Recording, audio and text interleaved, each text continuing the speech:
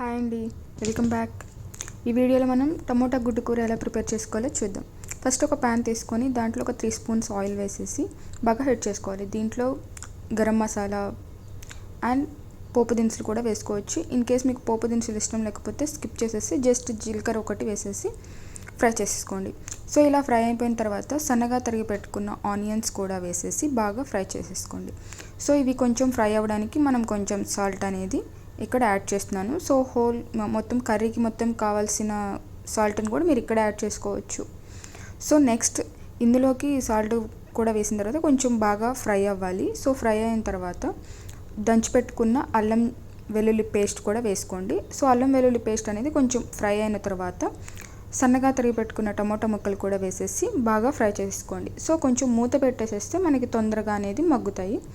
So ఇలా కలిపెట్టేసుకొని మూత పెట్టేసేయండి. ఒక 5 మినిట్స్కి బాగా మగ్గిపోతాయి.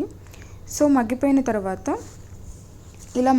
తర్వాత దీంట్లోకి కొంచెం మనం కరివేపాకు అండ్ పసుపు ఇవి రెండు కూడా వేసేసుకొని ఇంకొకసారి కలిపెట్టుకోండి.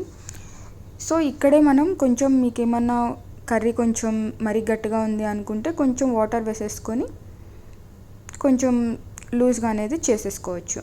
సో ఈ వాటర్ అనేది మీ ఆప్షనల్. టమోటా కొంచెం బాగా మెత్తగా ఉంటే వాటర్ వేయాల్సిన అవసరం లేదు. టమోటా కొంచెం మెత్తవి కాకపోతే వాటర్ అనేది వేయాల్సి వస్తుంది. సో ఇలా అయిపోయిన తర్వాత ఇప్పుడు మనం